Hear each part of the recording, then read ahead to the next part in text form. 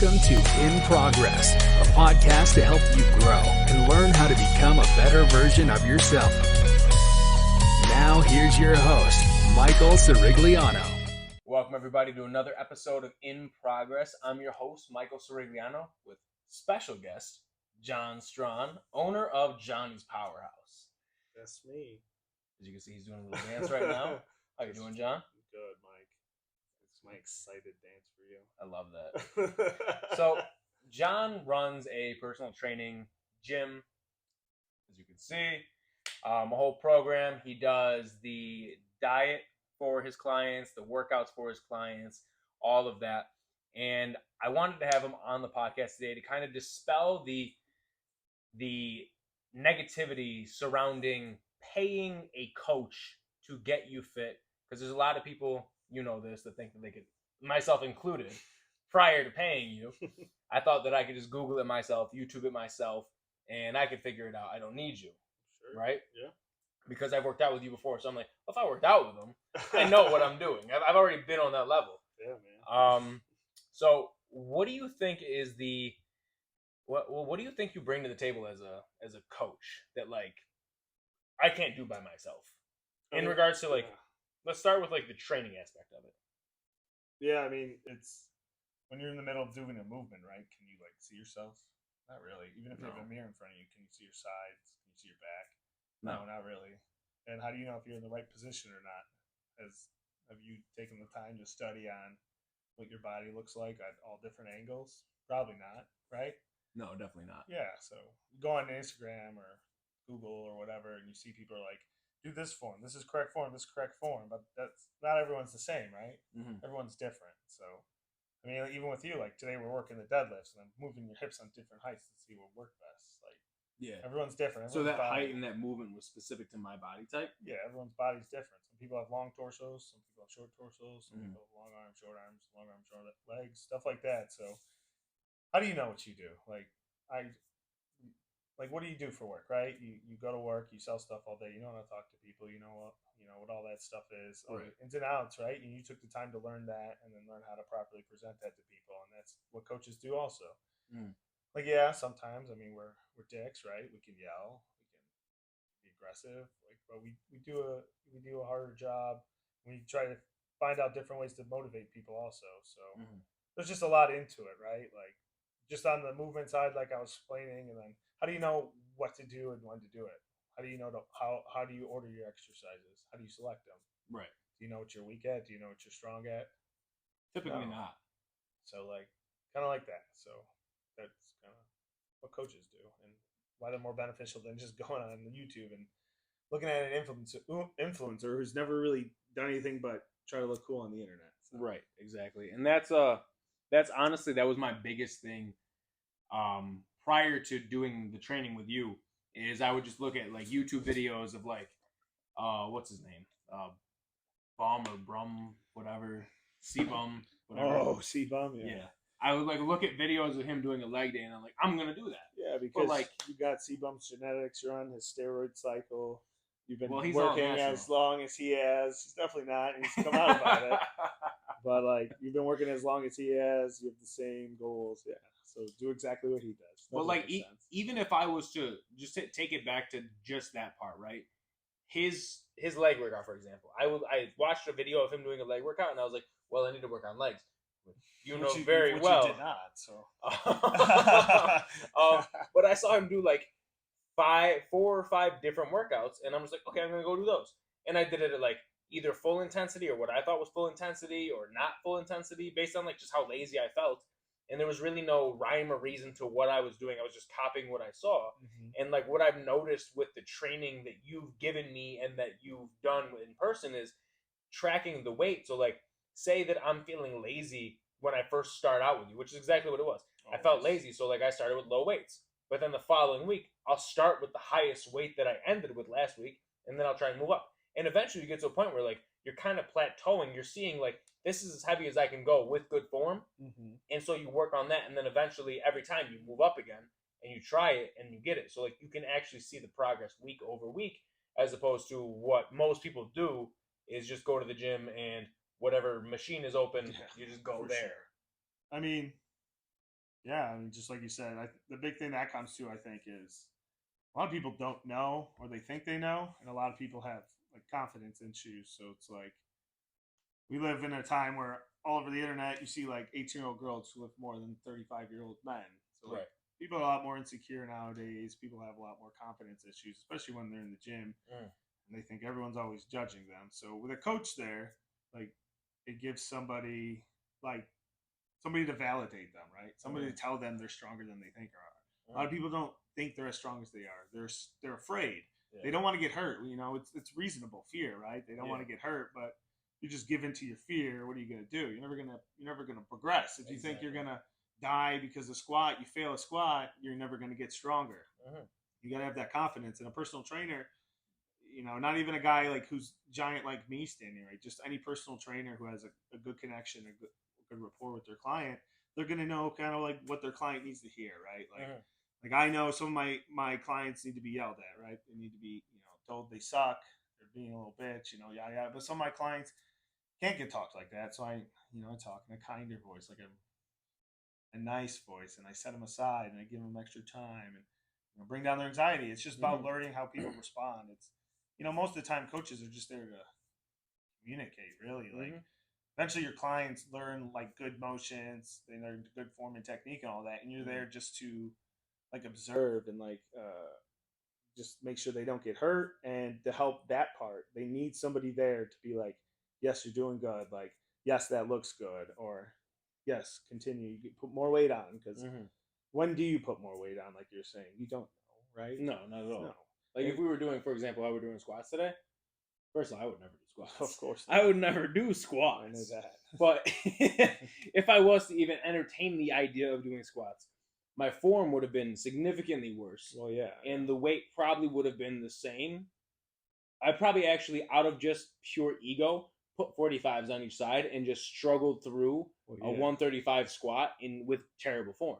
Well, that bar's 62 pounds, so it'd be 152. But yeah. Well, yeah, on a standard bar. No, yeah, I mean that's stuff like that. Like, a lot of times you have low energy, you have low motivation, you have low dedication. I don't know, whatever it is. You're tired, you didn't sleep well, you didn't eat enough.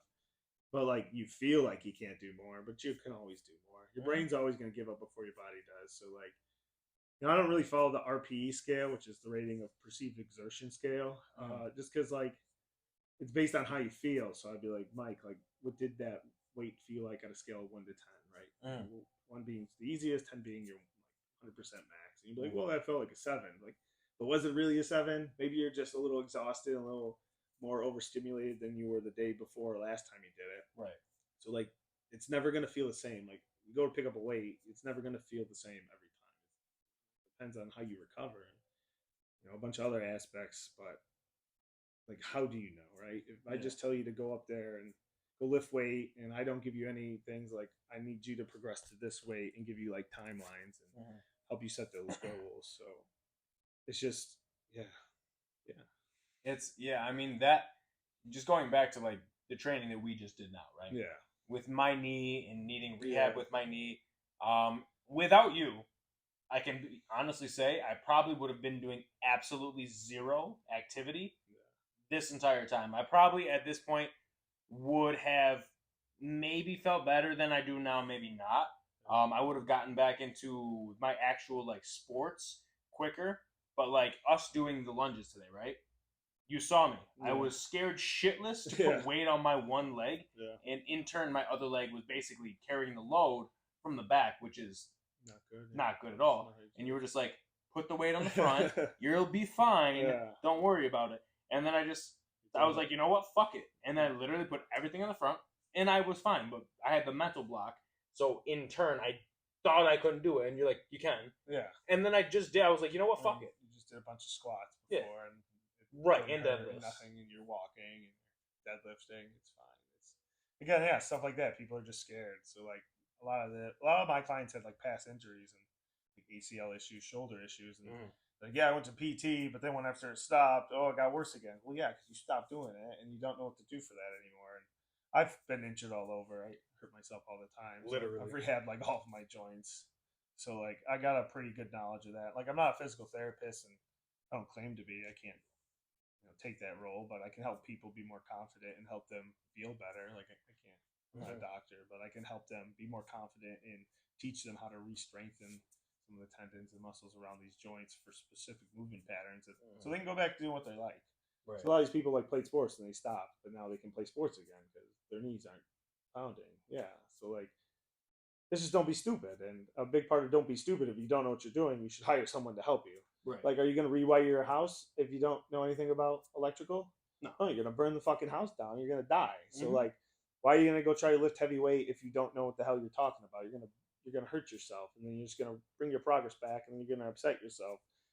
Oh, I don't want to pay, $200 a month or whatever the hell it is. It's like, well, what's $200 in the long run? Right, exactly. Because you're preserving your body, your health, and you're learning too. Like, coaching isn't just about me telling you what to do. It's about me teaching you so you can go do it confidently without me. Because I don't want to have to fucking get a text from you every day. Like, does this look good? Show me a video. Oh, does this? And it's the same fucking thing for 6 months. I don't want you to do that. I'm going to teach you how to do it. I'm going to teach you why that movement's good for whatever it is. And then you're going to go do it on your own. You're going to be confident. Like, I want to teach you the ins and outs. I want to teach you to become your own coach eventually. It's like, that's the goal, right? Like, I don't want to make you dependent on me. Like, you're not a baby, you're a grown man.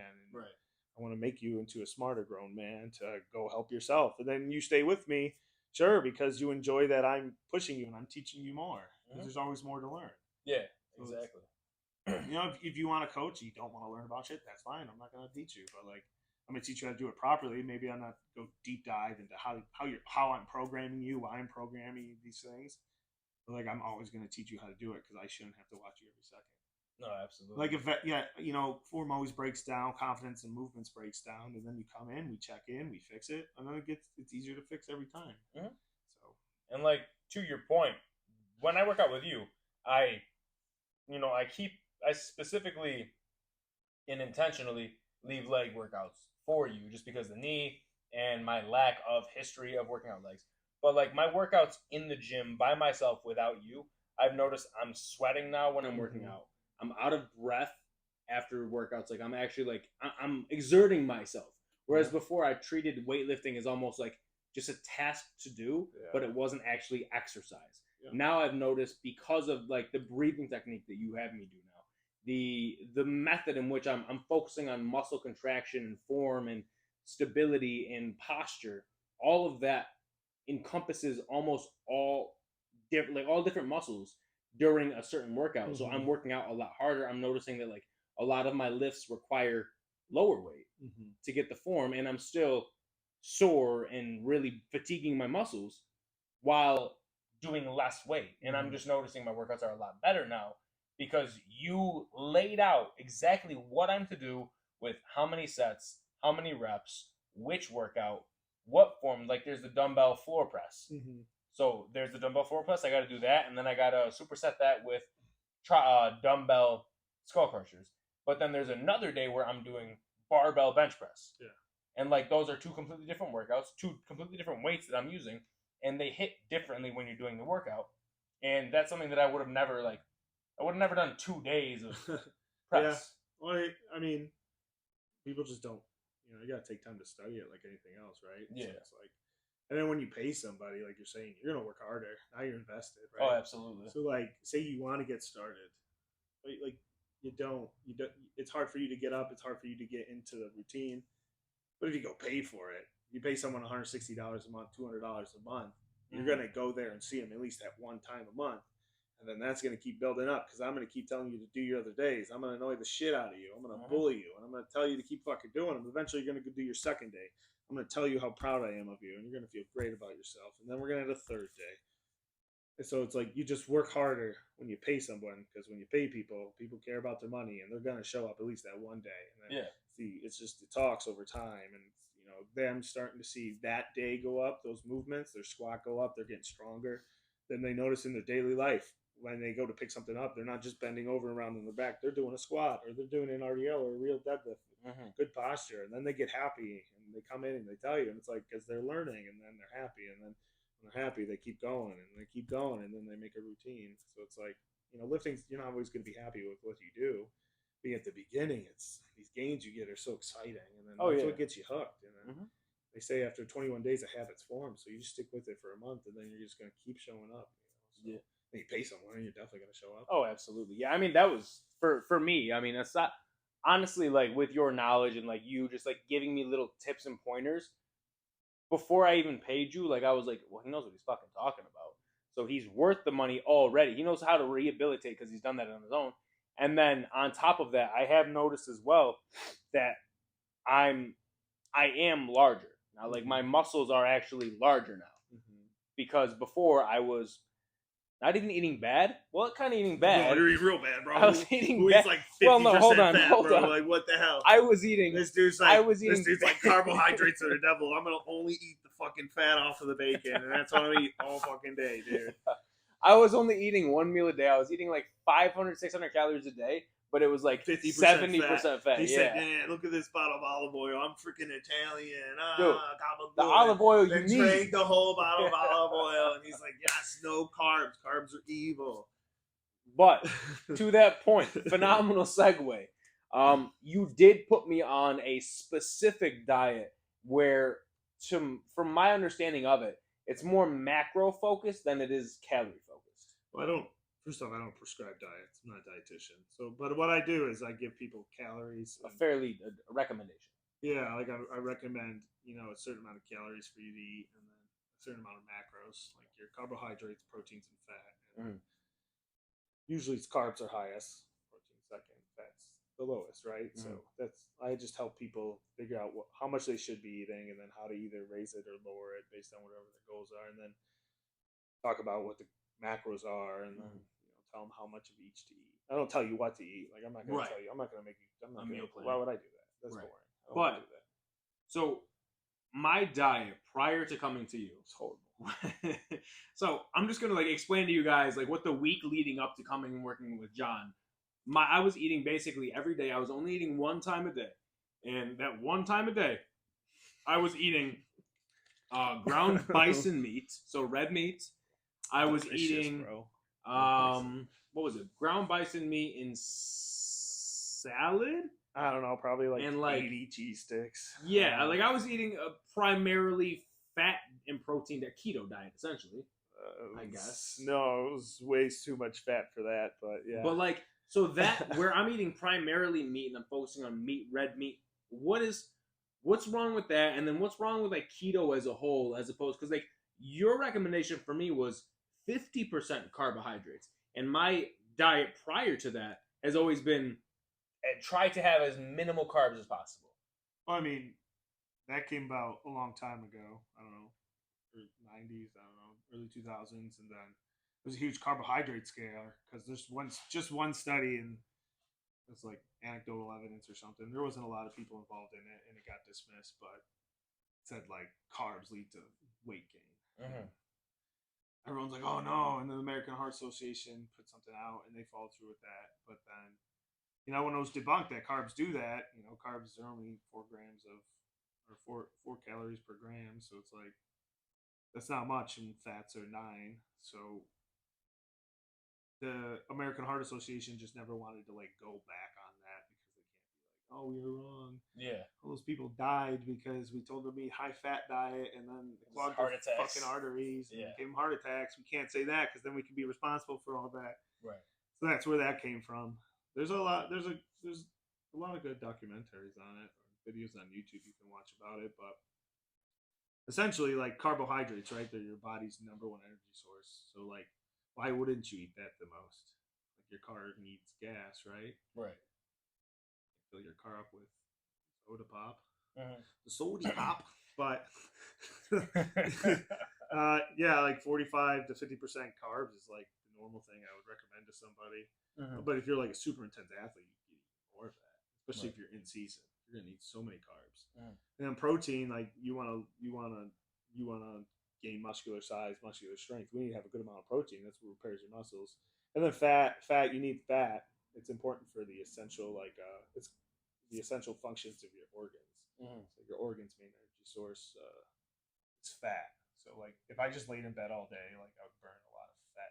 Most of my energy source would come from fat, and the carbs wouldn't get used. Be converted into fat. And then what was your second question? I forgot. Well, no, I was gonna ask you, because of the diet that I'm on now, right? I'm on the 50%, 35, 15. Something like that, yeah. Yeah. Now, is there? I've noticed that I've gained weight, obviously, just by eating more because I'm going from 700 calories a day to 2,000 around. Enough, and I told you you'd gain weight initially, but which you did. You literally said like, "Hey, just so you know, this is what's going to happen." And you were eating nothing. You were eating 700 calories a day. What do you think's going to happen? So, can you explain to me? Well, there's two questions I got for you actually. Okay. Well, first off, there are times when I'm almost like forcing myself to eat because I'm going from an OMAD diet to this. Yeah. Does that mean that I'm overeating, or does that mean that I'm just getting my body back to what it should be? Well, it could be. You technically would be overeating because when you don't eat enough, your stomach gets smaller, and then when you eat more, your stomach expands, right? Mm-hmm. So your stomach's just not used to this amount of food. Mm-hmm. But you're training a lot more than you used to now. You're a lot more active than you were. So if I didn't raise the amount of calories you got, you would show no increase in strength. You'd have no energy levels lifting. You'd feel like garbage. You wouldn't recover.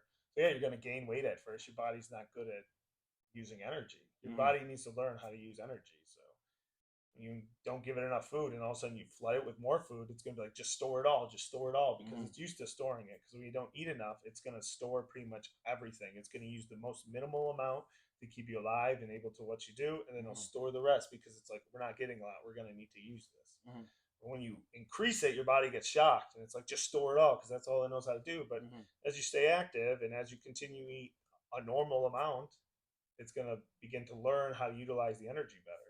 So, and then as it learns to use the energy better, that's when the weight's going to start coming off, because then it's going to stop storing as much and it's just going to use it all. Does that make sense? Yeah.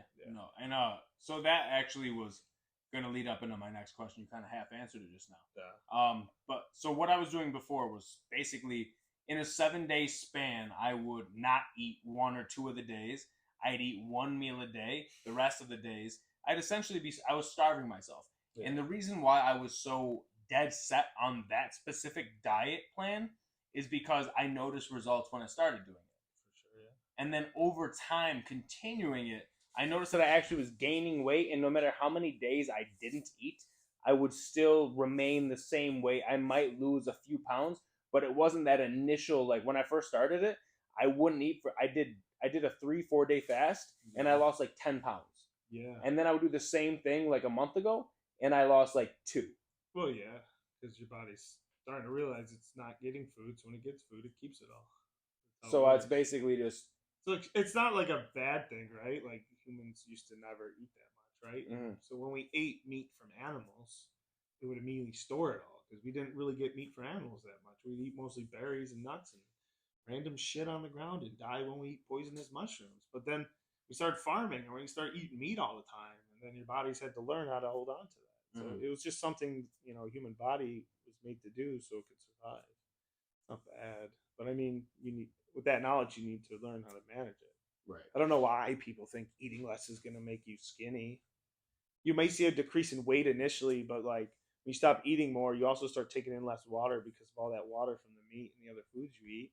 So now you're retaining less water. So yeah, the initial weight drop is going to be, oh crap, like we're all at energy and we're used to all this energy, so blast it all off, and now you're retaining less water, you're a little more dehydrated, but all of a sudden your body's going to learn to start storing more again. Your body's always trying to stay alive. Because so my understanding when you were saying that, telling me that initially when you gave me the different split up the food, however, whatever. My initial understanding of that was basically because I was starving myself and I was doing it for so long that my body was just like, yeah, we just don't eat. No, I mean, my body was basically like, hey, we don't eat, so every time we eat, we're gonna keep it, and that's why I started seeing less and less weight loss results, because my body was just like, no, this is just what we do now. Well, yeah, then and I'm right now trying to bring my body back to like a homeostasis of 2,000 calories. Well, then you're starting to waste muscle too, so now your body's breaking down proteins to make energy, and that's like so inefficient. Breaking down proteins, you spend a lot of energy breaking it down, and you get so little at the end. And now your muscles can't recover because there's no protein to repair them. So like, maybe you do lose weight, maybe you get skinny, but you look like a fucking flabby ass piece of paper floating in the wing. You got saggy ass boobies, you got that skinny fat gut, no muscles. What's the point? Right. Who cares how much you weigh, first off, right? Yeah. like just get strong, put on some muscle, then your weight doesn't matter as much. Yeah, exactly. I don't know why people are so obsessed with it, like the number on the scale. I feel like without the muscle, that's when you care. Because like for me, Well, yeah. when I was going to the But gym, whose fault's that most of the time? you're wrong. Yeah, I mean, yeah, there are conditions out there that cause you to retain more, weight, and that's not what I'm talking about. I'm talking about Doubt it. I'm talking about like just a normal average person who's just chilling and keeps making excuses, right? Yeah. I would exercise, but I don't have the time. Like, fuck you. You have the time. You just don't. It's not a priority. I didn't have the time. You 2 said weeks that. ago, and Now now I look got at you. time. It's perfect because Yeah. when you make it a priority, you'll find the time. Mhm. You just don't want to take time out of your sitting on your ass watching TV or playing video games or doing whatever the hell you want, doing nothing. Mhm. Like just take an hour, right? It doesn't Yeah. even, just take an hour out of your day. 3 days a week to start, and that people try to tell me they don't got 3 days. Why work 10 hours? I don't care. Your body doesn't care. Your health doesn't care, right? Yeah. You still got to take care of yourself. Make time. I don't give a shit if you work 10, 12 hours. If you work 12 hours, you have the next day off. When do you have off? Well, I have 2 days off. Okay, what do you do? Well, I don't want to do anything on my days off because my days off, I want to relax. Now you're making more bullshit excuses. Mm-hmm. And that's all I hear all the time is like, first, well, I don't know if I can do this. I don't have the time. Okay. Then I sit there. I'm like, okay, what did you do that week? What do you mean? Well, tell me your hours at work. Blah, blah, blah. Okay. Well, you get off at 5. So why can't you go at 5:36? I like to unwind. Okay, that's your problem right there. You want to sit there and do nothing, and you want to make an excuse that unwinding is more important than your health.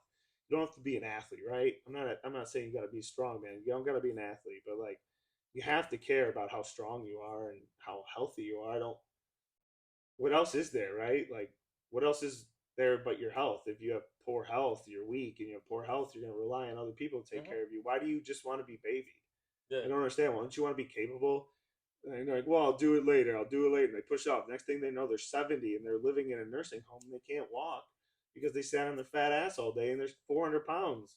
Or they're 50 and they're 50 and there's 80-year-olds running laps around them. Yeah, exactly. Like, I don't understand that. And that's the problem. It's not that people don't have time or people don't have the money. It's because they don't want to make it a priority because they're lazy. And all they've ever done has been spoiled their whole life, and they're entitled and think everything should be given to them. And then when it's not, it's never their fault either. It's always those people who blame everything on everyone else. So it's just, people need to make the priority. There always is time. That's the point. There always is fucking time. Like, there's always 30 minutes, an hour. Everyone has 2-3 hours a week to give up to go exercise. Yeah, maybe you take it away from your family. Maybe you take it away from your free time. Maybe you take it away from a hobby. But nothing's more important than your physical strength. Exactly. If you're strong and you're healthy, your brain's going to work better. I don't care if you're a fucking nerd and you sit in your desk on IT and you think you don't need to use your muscles because you sit there all day. Now, why is my back hurt? Why are my shoulders hurt? Why is my neck hurt? All you got to do is stand up and fix your posture and do maybe a 30-minute workout, 4 times a week. But no, they want to sit there and they want to play their games all day hunched over. Oh, yeah. I love playing games. I sit on my computer. I'm a fucking nerd all the time. But it's like, you just got to care. You just got to care. And that's what it is. You said something to me the other, last week actually. You said something to me that kind of stuck. We were talking about my rehabilitation for my knee. Yeah. And you said that what you do is you focus on rehabilitation. You can do rehabilitation. But you said something else that's like preventative. Like prehab? Prehab, yes, that's what you said. Prehab. Rehab, now, what's the importance of prehab, and how do you? Is there like a specific muscle, joint, or anything? Like, for example, when we're doing calf raises, my ankle clicks. Well, sure. So would you prehab that, or is that something that's a problem now that we need to fix, and then we're going to focus on other things to prehab? Well, yeah. So that's probably it clicks, but it doesn't hurt, so it's probably not a big issue. It's probably like maybe you had some scar tissue, maybe you rolled your ankles. I don't know. Yeah. But I mean, we could probably fix it with some mobility stuff. But like prehab is usually for people that are athletes, right? So like, in strongman, there's injuries that are common and they're predictable, right? Yeah. So I do exercises like if I have a bad shoulder and I have a heavy log or overhead press, like I'm gonna do prehab exercises to strengthen the weakness that I know is in my shoulder to prevent it from getting injured and then having to go through rehab. Okay. So like it's really important for athletes. It's really important for people with prior injuries. So like I injured, tore my ACL. I went through rehab. It got better. I got back to play. Now all of a sudden it's bothering me again. Well, it's bothering you again because once you have surgery, it's never going to be the same, and the muscles are going to get weaker easier. So you have to stay up on the surrounding muscles because scar tissue is going to build up and whatnot, and it's not what's really was there before. It'll never be 100%. So those muscles are always going to take damage unless you do stuff to support them. So like, yeah, it may not happen within 5-10 years, but also one day you're gonna be like, oh my god, my knee. You're gonna take a step and it's never gonna feel good again. Then you're gonna have to get surgery again. So like, why not spend some time, I don't know, 10 minutes twice a week to do some prehab exercises. Like for most people, like the general population, it's it's only really needed into like some older populations, or if you had prior injuries, or your bursitis. If that keeps popping up, there's stuff you can do to help reduce that.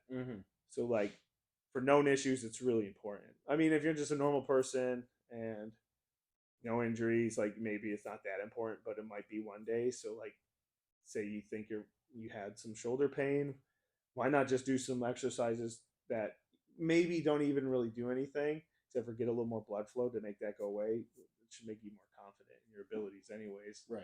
But if you do more prehab, you'll be less scared to re-injure that, or you'll be less scared to get injured during an event because you trust it, because you did everything you needed to. I mean, it doesn't entirely prevent injuries. You never can. But like we can reduce the risk. That's what's important.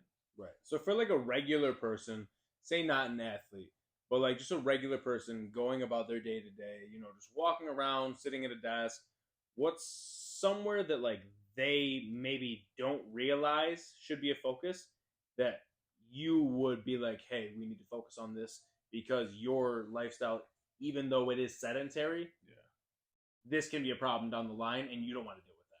Well, I mean, the biggest thing we see is the posture in the hips, right? You're sitting on your ass all day.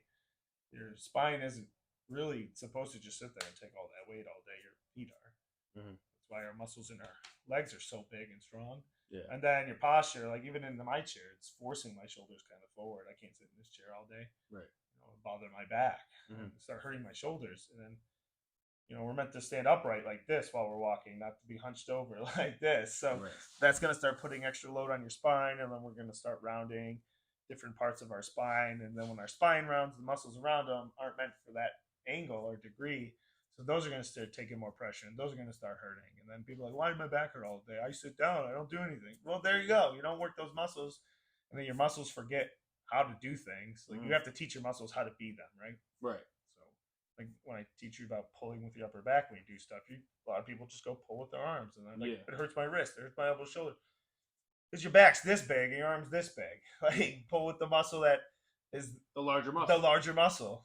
So people just, when we're kids, you see a kid do a perfect freaking squat, man. It's beautiful. Oh yeah. Like humans are born able to do everything, but modern society, so sedentary, which there's pros and cons to it, but we're so sedentary now. We have to do a little extra stuff that isn't so comfortable. We're all, at least here in America, we're so comfortable, right? Like I'm so comfortable. Like I don't have to worry about where I'm getting my next meal or something. Like I'm coming home to my couch and I'm sitting on my recliner couch eating some pizza and watching some television, man. I'm so comfortable, but it's like a beautiful life. It really is. But humans and being alive is about being uncomfortable, man. Like life is about suffering. I just look at all the wild animals. They all suffer all the time. Like they're not sitting down relaxing.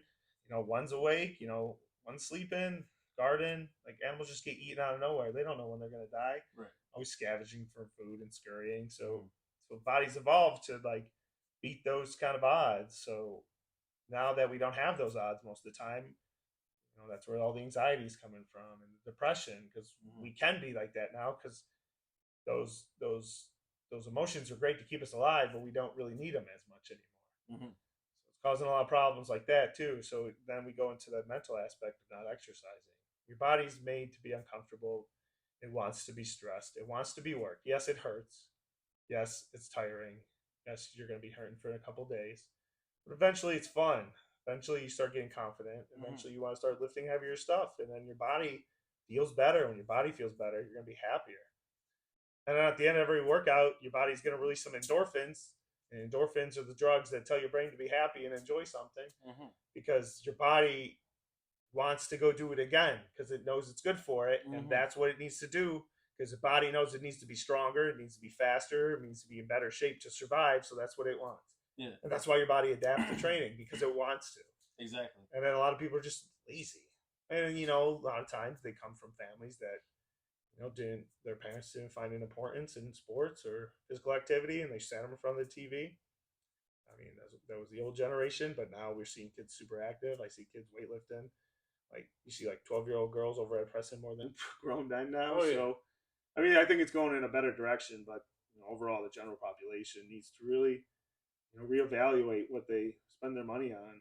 Like, I feel like everything that our society is at this point is focused around comfort and how to not have to do shit. You know, that's fine. You know, I want my life to be where I can do the least amount of fucking work too. Like, I don't want to work all the time. But you want to even it out with exactly the discomfort of this kind of stuff, where you're stressing out your muscles, your joints, your bones. Very brutal, painful sport. I lift these stupid weights and these dumb objects over my head. You were showing me that 200-pound, almost 200, 195, but you had a 200. That shit is like that. Oh, when it went towards my head, yeah, it gets scary, but it's fun, right? Like, that's why people like crave, you know, like roller coasters. You know, they like driving fast. They like swimming in the ocean. It's exciting because it gets your blood pumping, right? Like, just go to the gym, and you don't have to be a bodybuilder or an athlete or strongman. Go to the gym. You know, get a treadmill at your house. You don't have to lift weights to be active. Just start going for walks every day. Like, the best thing you can do for your body is go on a walk. You know, my joints start hurting a little more, my hips, my knees. I just start adding a 10-15 minute walk every day to my daily routine, and the pain goes away. Because your body needs to move. Yeah, it's made to move. Just adding that motion in changes all that. We're mostly body. We're like tiny % brain. I know we think all the time, but it's like most of us are living as our physical body and how you feel. So if you're in pain all the time, you're going to be a miserable, grumpy person. Oh, absolutely. You have to take care of your body because that's the only way you're getting around. Yeah, and you are literally living in that all the time. Well, a lot of people, you know, they'll have this attitude like, "Why don't you pay a coach?" And they're like, "Oh, I don't need that. If I wanted to exercise, I would go online and figure it out, like you were saying." And they're like, they make a joke like, "Haha, why would I ever exercise? Why would I spend money on that? It's a waste." And then you look at them, and they're just not a great person. They're a miserable, angry person who just thinks they're better than everyone and knows everything. But then that person probably goes home and is like, "What's wrong with me?" Oh yeah, of course. I don't know what the problem is. Personally, I've never thought hiring somebody that knows something was a bad thing. Like, I do it in my daily life all the time. I don't know how to plumb, so basement floods, I hire a plumber. Right. Exactly. There's always someone who knows more than you. Yeah, so that you have to pay to go do that. That's the point. Like, why do we have to pay for somebody to tell me what to do and just sit there and watch me? Like, it's not what we're doing. I'm telling you, I'm observing things you can't see or you can't feel. Yeah. And I'm telling you how to do it better. And it's just odd to me that, you know, people think it's a waste of money. But like, oh, I don't need a personal trainer. I can walk. I'm not 400 pounds. I'm not fat. Sure, but like, do your knees kind of hurt? Are you 28 and your lower back's throbbing all the time? Are you 28 and your head's kind of pointing forward? You got a little hump growing on your top of your back. You can't walk more upstairs without, you know, heavy breathing. Right. Neither can I, but I'm fat. But that's the point. Like, you don't have to keep a coach forever, but you know, you can hire a coach just to teach you what you want, and then just can do the most basic thing. Yeah. Nobody's ever asking you to do anything you don't want to do, right? But like, there's things you should do, and I do not understand why people do not value strength. Like, strength is an equal measurement of how comfortable you can live your life. Absolutely. You don't have to be super damn strong. You just got to be strong enough to do all of your daily tasks with no pain. Right, exactly. This is all it is. And there is a direct correlation from what I've noticed. People who take care of their bodies and look good, you know, like their body looks good, they're in shape, they take care of their body, they work out. There's a direct correlation between people who are successful in life, have the drive and the motivation to pursue something outside of just like that comfortable life, but like work and purpose and all of that. There's a direct correlation between people who work out and treat their body properly and success versus, you know, the people that just sit on the couch and eat pizza and drink all day and their lack of success. they're comfortable. They Yeah. don't. They lack discipline.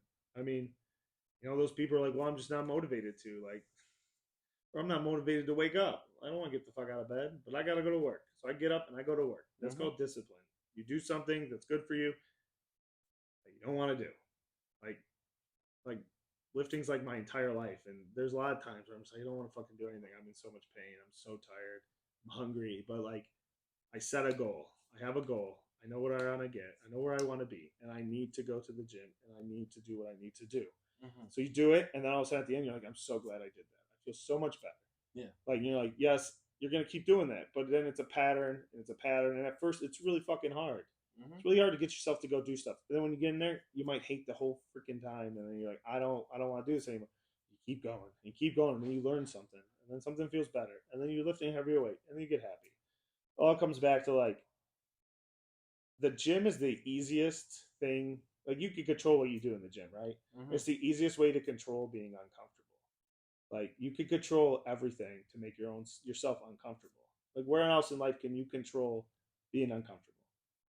Typically nowhere. Most of the time, nowhere. Usually discomfort's coming from an external source. Yeah, so like, yeah, you can go to amusement park and go on rides and stuff. Yeah, but like every day, like the easiest way to train yourself to be disciplined and be uncomfortable is going to the gym. And when I say uncomfortable, not like, oh, I'm uncomfortable with these creeps, like your body uncomfortable in uncomfortable ways, and dealing with pain. It teaches you how to deal with pain. It teaches you how to deal with stress. It teaches you how to show up and just do something.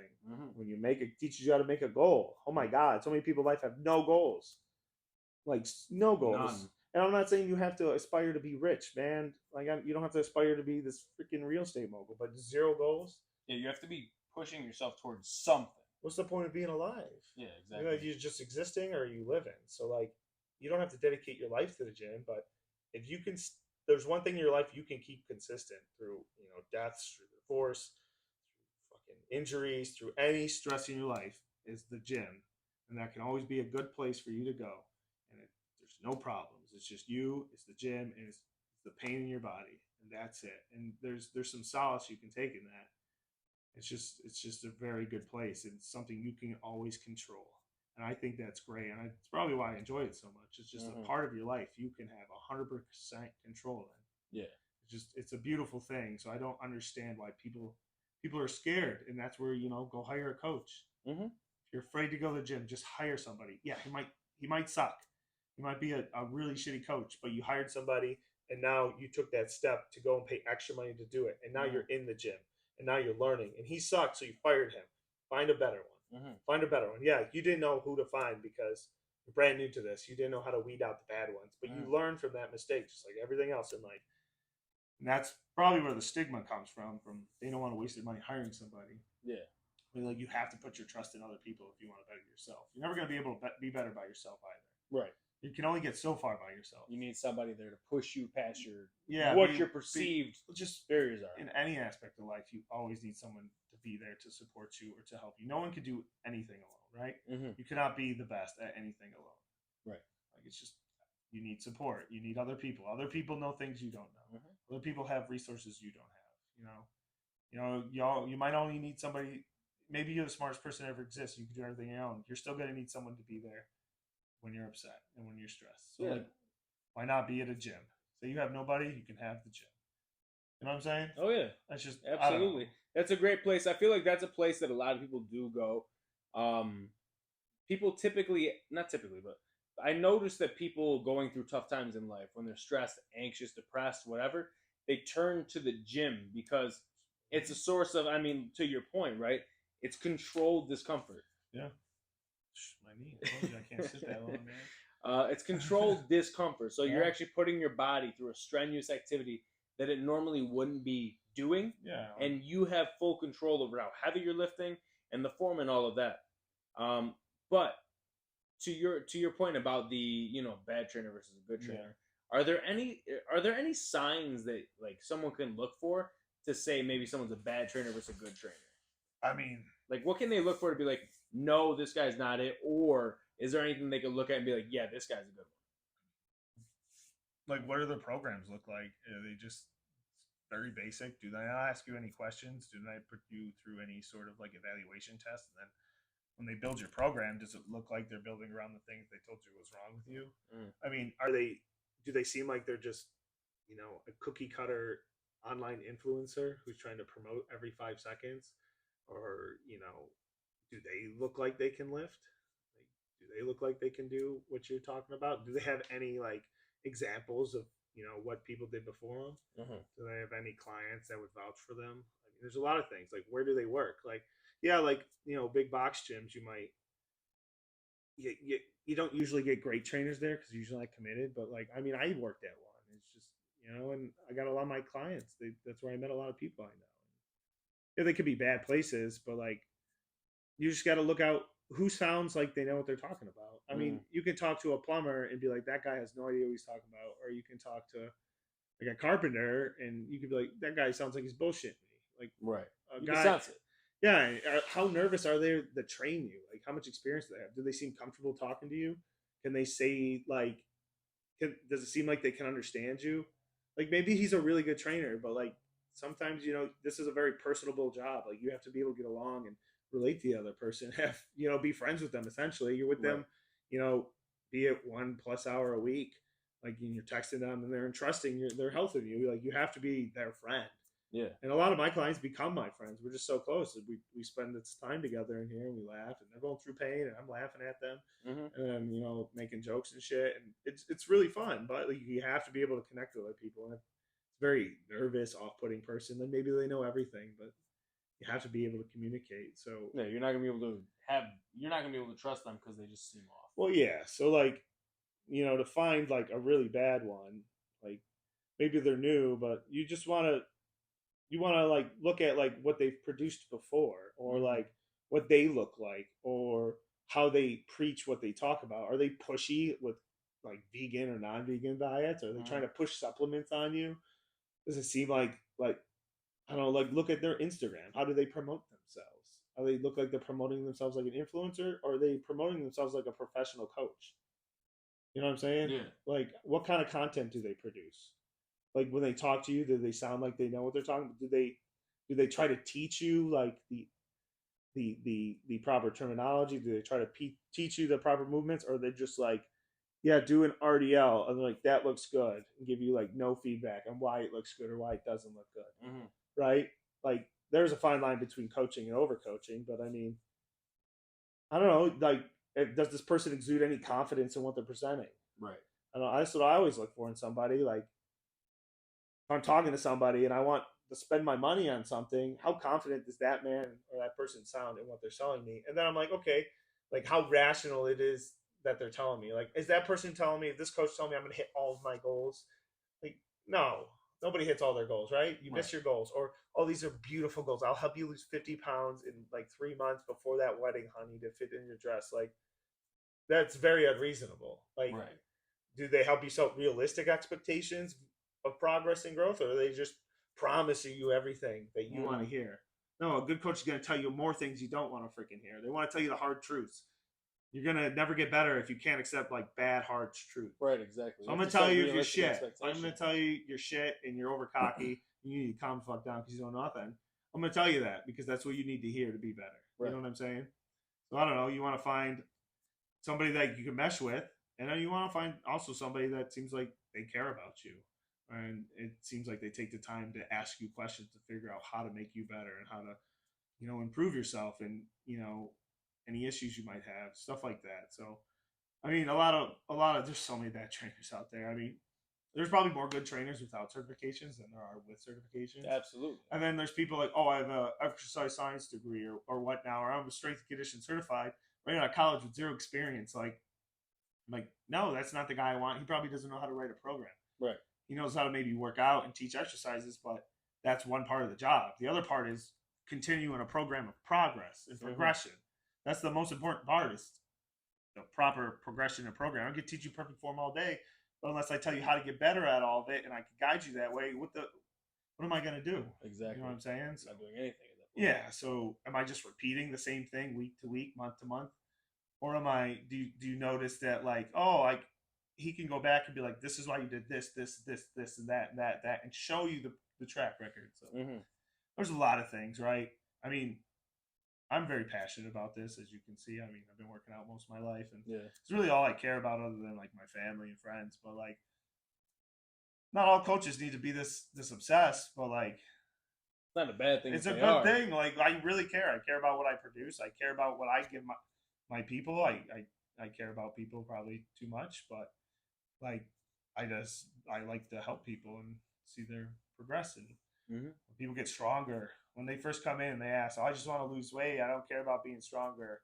But all of a sudden, like, they start getting stronger, and then the goals change. Like, I want to get stronger. I don't care about that number on the scale. Mm-hmm. Like, that's showing the progression of confidence you want in somebody. Because if I'm obsessing about a number on a scale, I'm not going to get anywhere. That's going to stress me out so much. Mm-hmm. Stress causes everything else to collapse. So, like, if I can get you to a point where you don't care about the number on the scale, as long as you're looking like you want to look and you're confident in what you look like and how strong you are, that's where we want to get you. Confidence is everything. Once you have the confidence, then we can start taking away food and taking away calories to cut you down and get that six-pack you want. Mm-hmm. Without the confidence to get through that, you're not going to be able to sustain that mental task most of the time. A lot of people of not eating enough. It's so annoying. I hate not eating enough. That's why I compete in the big weight class. Yeah. Because I don't give a shit. I love this big old power belly, bro. I'm struggling in the opposite direction. Once you threw that to me, like eating 3 meals a day. Are you fucking kidding me? You start feeling good. Are you fucking kidding me? Yeah, you start being happy. I can eat good food now. Yeah, dude. It's actually pretty awesome being able to eat as much as I am and calling it a diet. It's not a diet, though. Like, I mean, everything's a diet. Diet's just what you eat.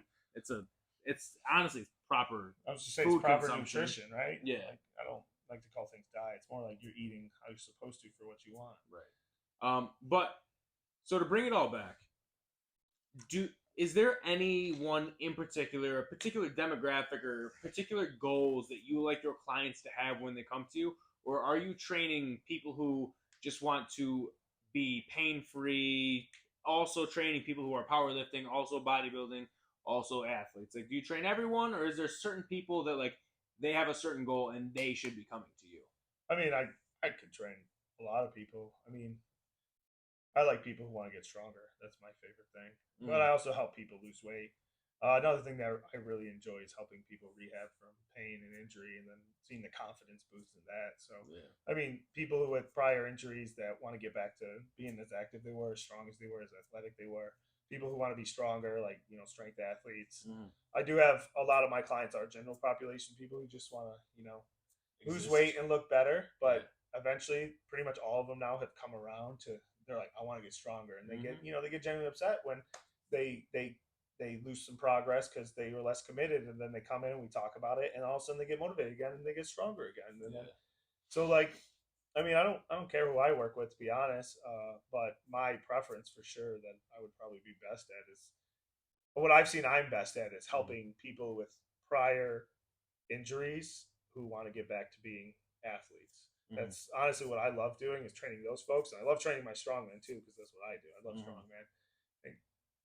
The strongman is like a beautiful family, man. Everyone gets so close in that community, even outside of my team. Like, just, you go to shows and people are just the best human beings you'll ever meet, and they're like giants, bro. Yeah, dude, strongmen are the nicest human beings that exist. Yeah, I feel like it's typically the trend: is the bigger the guy, the nicer they are. Yeah, because why be mean? We're happy. Yeah. Look how much food I'm eating, and look how much weight I'm lifting. I'm confident, and I'm not hungry. Oh yeah, absolutely. What is there to be upset about? No. And then you're hanging out with a bunch of bros, dude, who are just as big as you. And we're like, look at this big belly, and you're lifting rocks, dude. There's nothing. There's no better community, man. They're the most supportive. Like, it's an individual sport, but like, they're so supportive. All the people you compete against, they cheer for you in the crowd. They want you to be better. If somebody doesn't, is not really certain on how to do this technique for this odd implement, most of the time, a lot of people go over there and we try to teach them during warm-ups, like, grab it here, put it here, turn here, do this, do that. Because, like, first off, why am I going to want to beat you if you're not at your best? There's no honor. Like, exactly. People aren't in the sport of strongman for money. There's not a lot of money in strongman. Like, World Strongest Man, I think you get like $50K for winning. The Arnold and the Road Classic, I think, was at $90K. But, like, still, for the caliber of athletes and the caliber and how much work you have to put in and how much pain and suffering you go through, just internally, like, for the sport, people do not do this sport for money. If you're in strongman for money, you're not going to succeed. Right. It's a sport of passion. It's a sport of, like, community, and you have to really be into it if you want to succeed. Yeah, there's people who do it as a hobby, but like, I have goals in it. Of course, I'd like to be, go pro, and that's the goal. But like, it's a sport that you just, if you don't love it, you're not gonna do well. You're not gonna. There's too much pain involved if you're not passionate in love. But yeah, I mean, like the big dudes were the nicest human beings. Oh, but yeah, I could be a dick. I mean, you could probably ask my students, and they're like, "Yeah, Mr. Strachan can, get a little, mean sometimes or get upset, but like I'm fair and I'm reasonable and I'm an easy guy to talk to, and they probably, we mesh pretty well. So I don't know. I like talking to people and I like helping them. I don't know why. Well, I mean, because I hate most people. To be honest. Well, you're a pretty sociable person for someone who really doesn't like people. I know. That's one thing I've noticed about you. It's like a thing. I like people, right? I like individuals. I like people as individuals. It's just large groups of people and going to large gatherings. And people get stupid. People start losing like sight of what they're doing. And absolutely. I just get annoyed. I'm like, oh my god, I'm in this crowd. Like, can I just listen to this band without seeing people fight over there? Like. And again, that goes back to discipline. Why are you fighting in a crowd in public? You're gonna get arrested. What's the point of that? Where are you gonna go in life then? Like, it's just about, I get angry at so many people, but do I just go out and start fighting people? No, I learn how to control it. Self-control. Yeah, you learn how to control it and be an adult, and just shrug it off, because most of the time, who cares if that guy's? They're probably angry about something else. Yeah. And go to the gym, and then you won't be as angry, and you'll let it out in the gym, and then you'll go to apologize to your wife or whoever you're angry at, and it'll be fine. Hunky dory. Dude, that's the philosophy, bro. You gotta be hunky dory. Akuna?